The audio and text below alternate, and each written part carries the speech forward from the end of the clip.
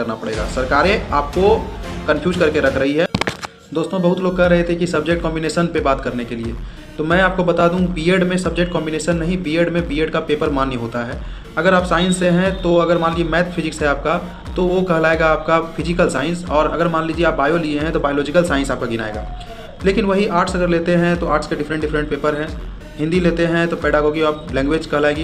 लेकिन आपको इन सभी के बीच में अगर मैं बताऊं कि अगर आप सरकारी नौकरी, बीपीएससी जैसी सरकारी नौकरी की तैयारी कर रहे हैं तो उस पर सब्जेक्ट कॉम्बिनेशन एक अलग तरीका का रहता है। अगर आप मान लीजिए कि केमिस्ट्री फिजिक्स के ऑनर्स है और आपका सब्सिडरी पेपर मैथ है, तो आप 9-10 में केमिस्ट्री फिजिक्स के टीचर नहीं बन सकते हैं, आपको मैथ का टीचर बनना पड़ेगा, और मैथ के टीचर बनने के लिए फिर मैथ का एग्जाम क्वालिफाई करना पड़ेगा। सरकारें आपको कन्फ्यूज करके रख रही है।